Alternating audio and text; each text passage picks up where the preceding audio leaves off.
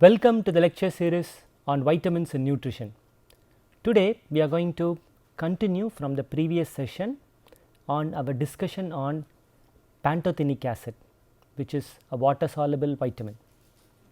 So, for today's discussion I am going to elaborate more on the biochemical role of pantothenic acid, how pantothenic acid is incorporated in the synthesis of coenzyme A, and we are going to look at different enzymes and pathways where pantothenic acid plays a vital role as part of coenzyme in the biochemical mechanisms concerned with energy production and biosynthetic mechanisms of various macronutrients in our body.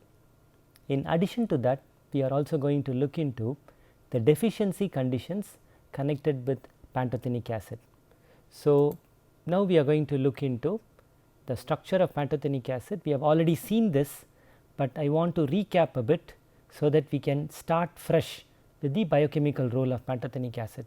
So, always remember pantothenic acid is two different components, pantoic acid and beta alanine. If you could recollect this, it would be much easy for you to follow up with the lecture discussion. Now, I am going to tell you what exactly makes pantothenic acid a very useful vitamin in the metabolic pathway. Now, this particular coenzyme A, as we call it like CoA, and A refers to acetylation. So, coenzyme or CoA is involved in all metabolic functions. So, you have many metabolic pathways that blend, integrate the use of CoA. So, coenzyme A actually has a terminal thiol group. So, you know this thiol group or sulfhydryl group is a very reactive group, and they can readily generate the proton, and whenever you have a thiol group, you would obviously consider thiol being the reactive center, and you always have coupling reactions happen over there. In other words, the reduced form when gets converted into the oxidized form, you obviously end up with a thiol bridge or disulfide bridge. Where else you find this thiol group when you are talking about vitamins? Yeah, there are very few vitamins which will contribute, but wherever you consider the active site of a vitamin, the thiol functional group is inevitable, it is always there. Generally speaking, the thiol group is contributed by the cysteine side chain of amino acids, and you always have this thiol cysteine group being the fundamental structure providing the reactive center for any biochemical molecule.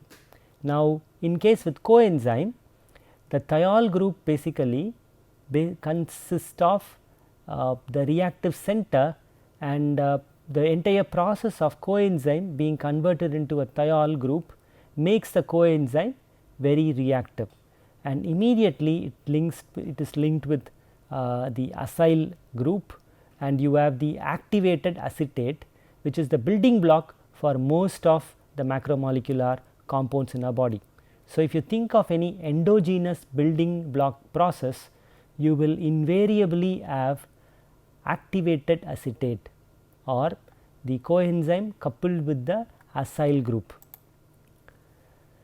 Now, if you look at the enzymes requiring coenzyme A, so we saw in the previous discussion the pyruvate dehydrogenase complex. So, that is the fundamental complex where the pyruvic acid gets activated and enters the citric acid cycle, and the acyl CoA basically results from the pyruvate dehydrogenase complex, and as you go further in the citric acid cycle, you also have alpha ketoglutarate dehydrogenase complex. They also play a very essential role. Then the FAS complex, then you have the thiolase, and then the HMG CoA synthase. So, this is again a very vital enzyme in the lipid pathway. So, you see the pantothenic acid incorporated coenzyme is the key material in carbohydrate, in protein, and as well as in lipid metabolism. Now, let us say how this coenzyme is synthesized. Actually, I have 2 slides on it, and I will elaborate one by one. So, you look over here the pantothenic acid, and you see the beta alanine and the pantothenic acid. So, this gives you a very nice picture. So, you have a dimethyl group, you have a hydroxy group here, one more hydroxy group over there, and here you have the carboxylic group. So, this carboxylic group has actually interacted with the free amino group of the alanine. Okay. So, this is the amide linkage, and together you call it pantothenic acid. Now, this pantothenic acid is basically phosphorylated. If you recollect, during absorption we dephosphorylated to regenerate the free pantothenic acid and make it available for absorption.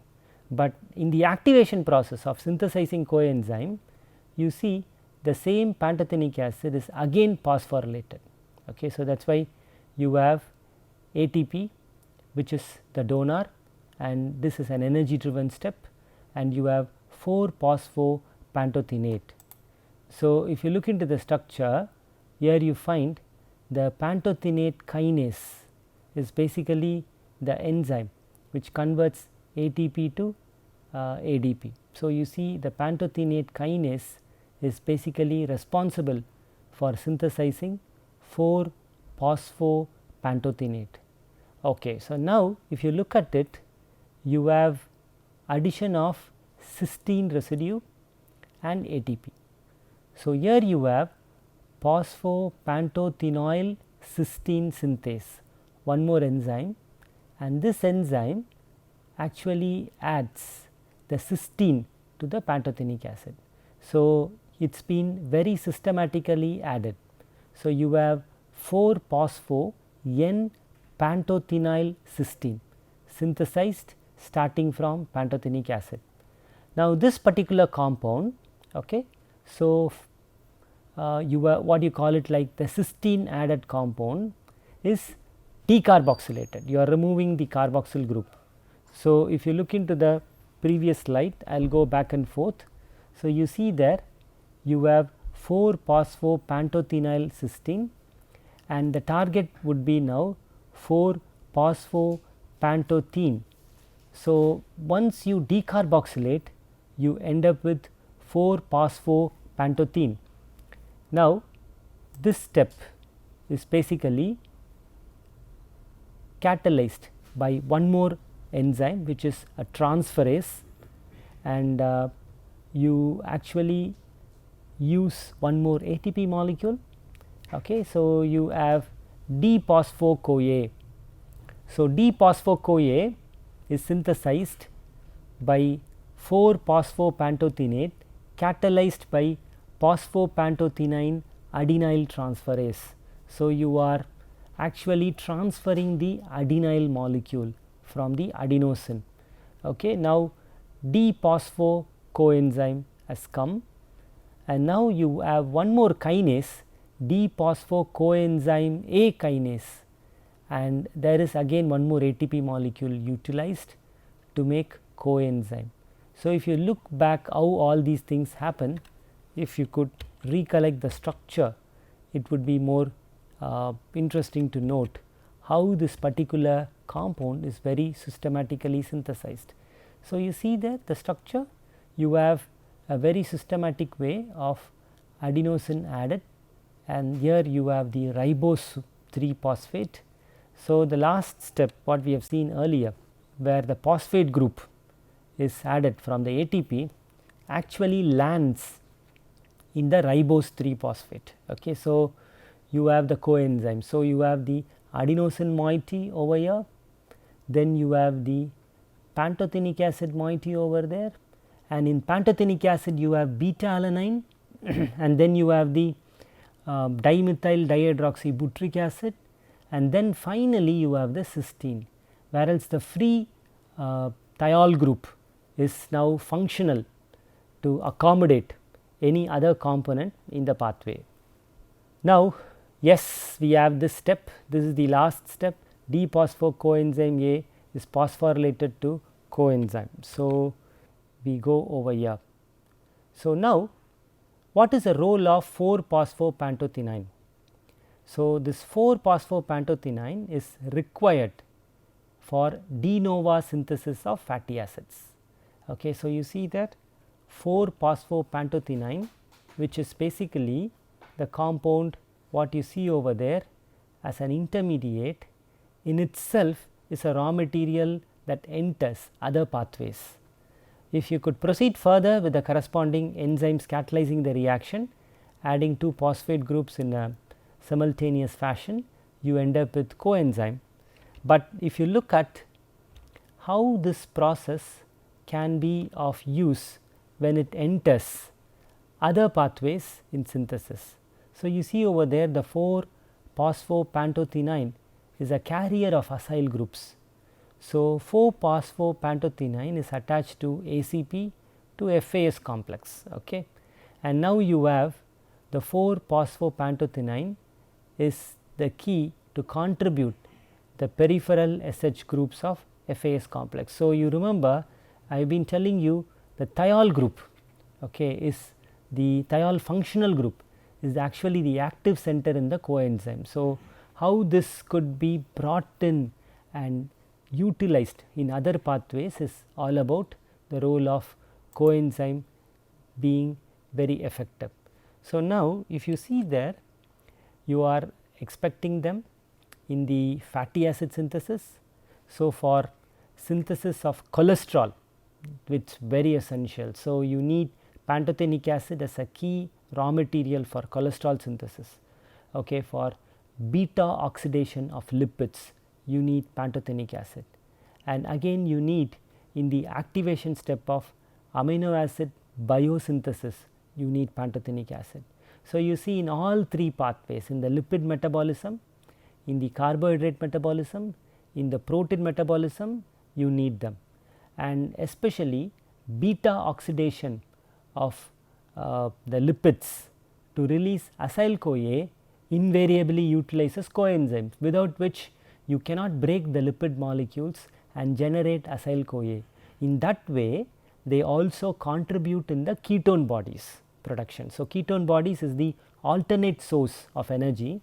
When your mainline source of carbohydrate is depleted or probably put on a hold, then your body would look for alternate sources, and if lipid metabolism would be kick started, and people you could consider would be generating ketone bodies as a source of energy. So, for that you require coenzyme, and coenzyme is extremely important. So, now you see, if at all there is any deficiency of pantothenic acid, normally it is not so, that is what we know, but if it is there, or even if there is a marginal decrease of pantothenic acid being effectively utilized during inflammatory pathways, pantothenic acid deficiency can have a greater level of myalgia, overall asthenia, weakness, and all sorts of symptoms, and that is what you find in the deficiency diseases. This is very interesting.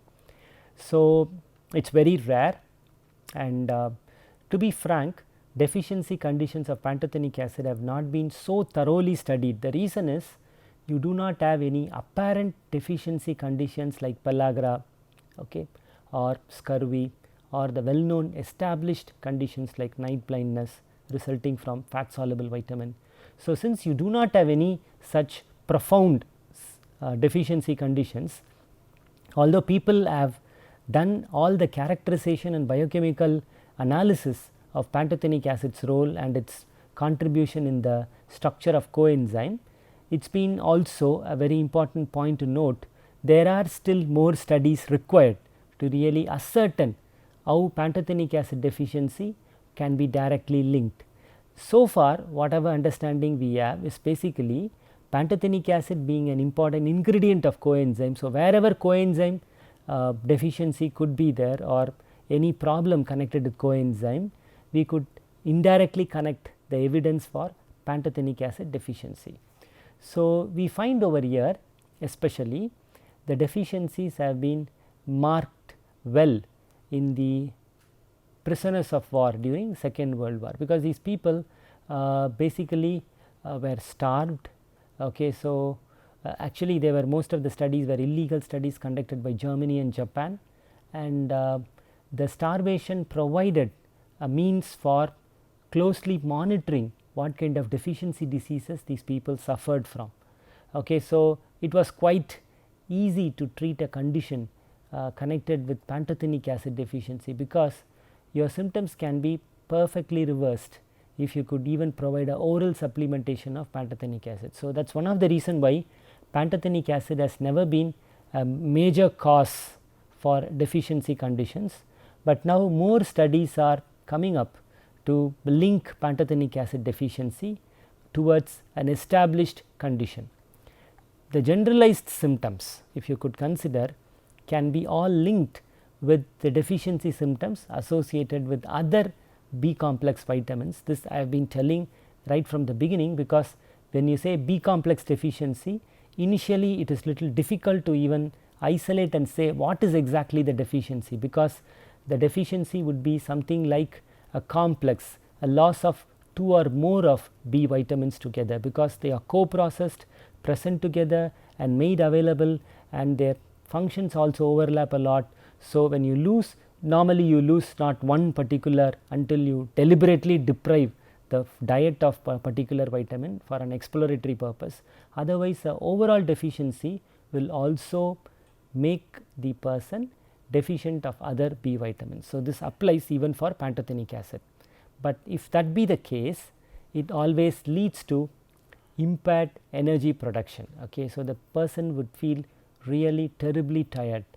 Okay, so you have this could be attributed to the low levels of coenzyme.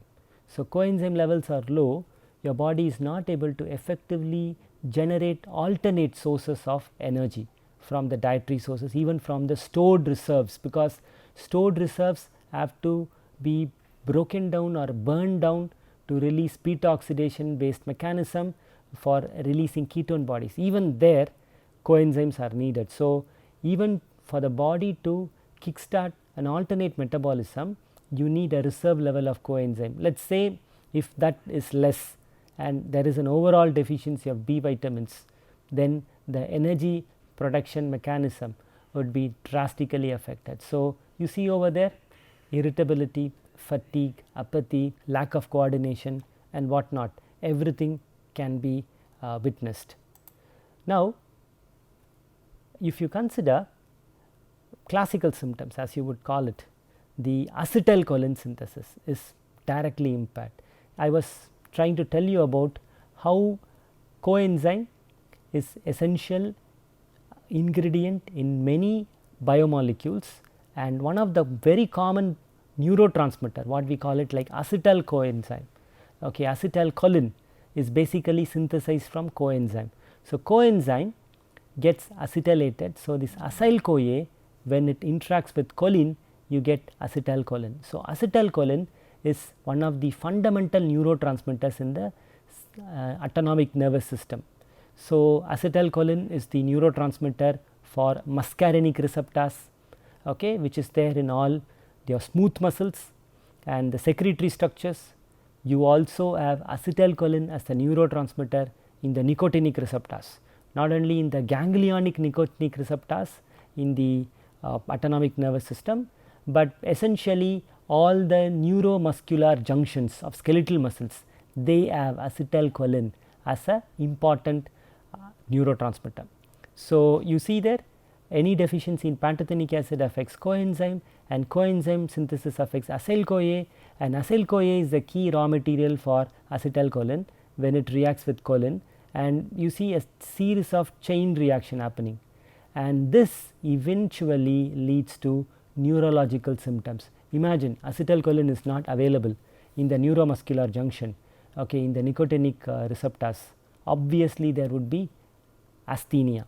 In fact, you know, the autoimmune diseases like myasthenia gravis, you have asthenia, probably you can even associate some kind of symptoms resembling myasthenia gravis, a complete loss of paralysis.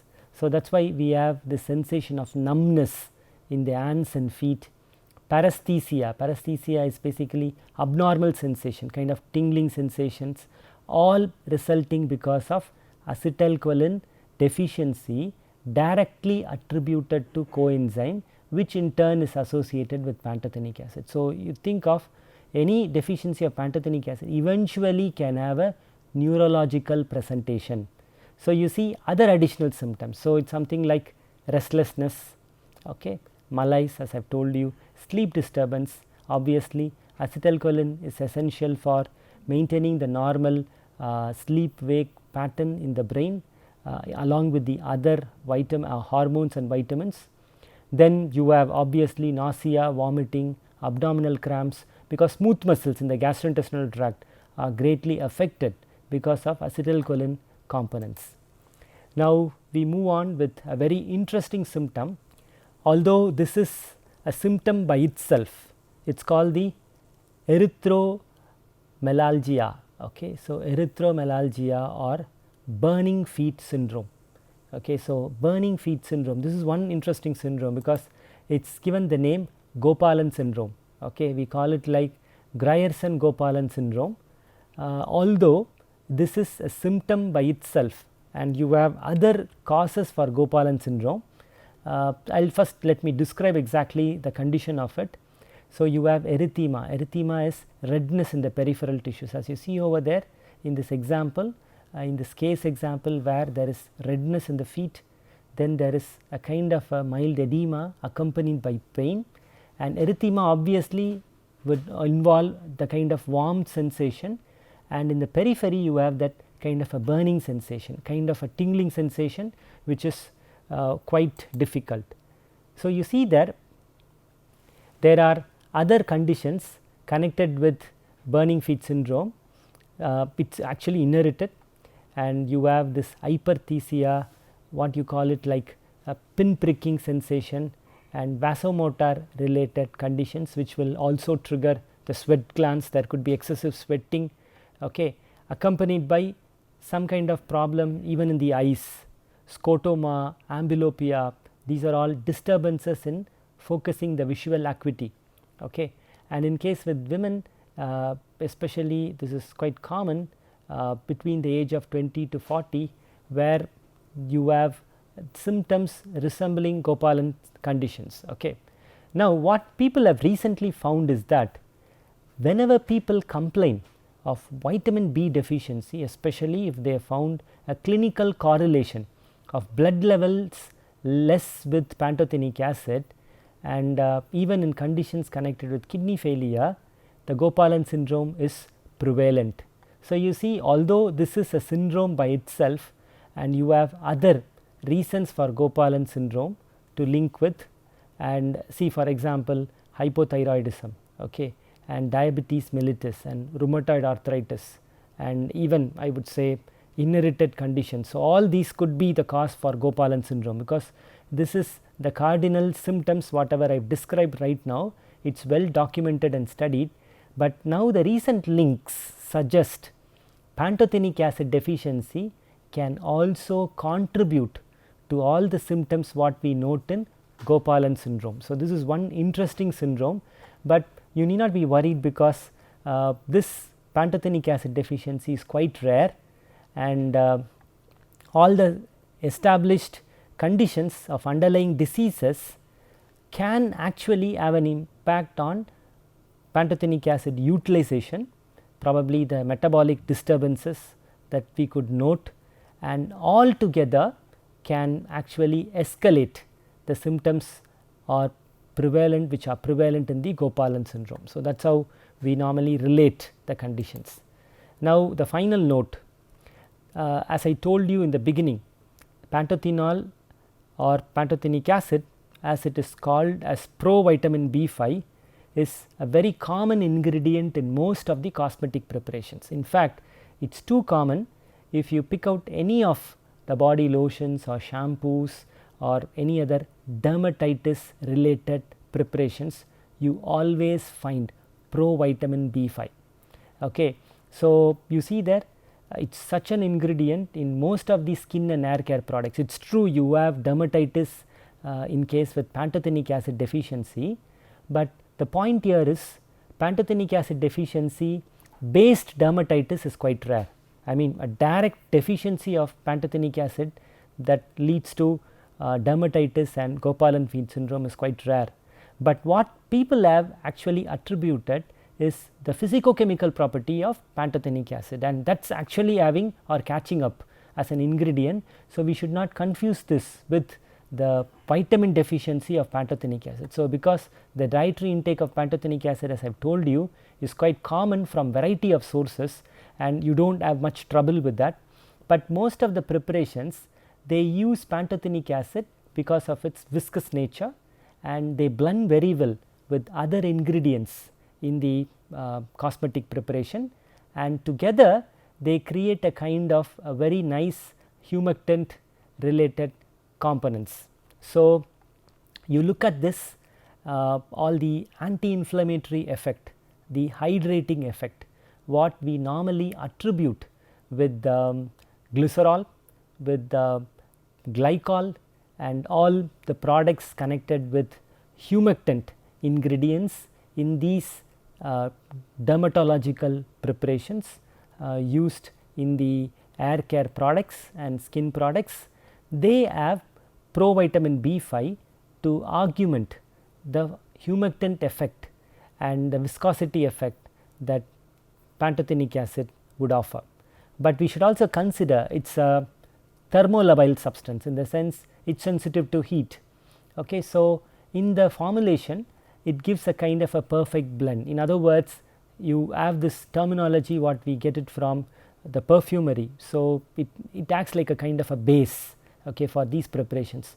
So, do not get carried away or misunderstood that there is deficiency of pantothenic acid, which is extremely rare, and the reason why provitamin B5, the pantothenic acid being added as an ingredient in many of these preparations would actually contribute basically to the texture, to the pharmaceutical based role that they play as increasing the hydrating effects and anti-inflammatory effects of the humectant ingredients already present in the preparations, rather than for the deficiency conditions. And also one more point you need to consider, pantothenic acid can also be used in food preparations and nutritive preparations to blend the water soluble and fat soluble vitamins. So, that way it is a blending vitamin. So, because of its viscosity nature, as I have told you already in the beginning of the session, like royal jelly, one of the natural ingredients, is a good source for pantothenic acid, and you know obviously royal jelly is very viscous and honey is very viscous. So, the same thing holds good even in the nutritive food products that we prepare.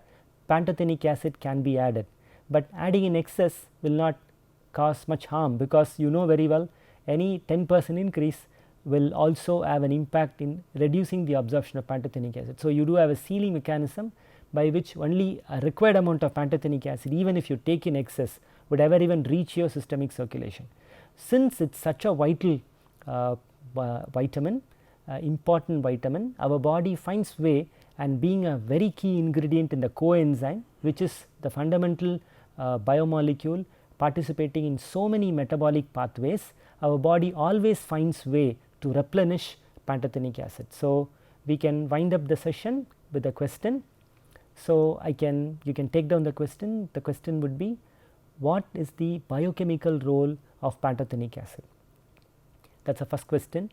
What would be the role of pantothenic acid in the synthesis of coenzyme? This is in connection with the first question, and you can elaborate different pathways where pantothenic acid is utilized in synthesizing various biomolecule.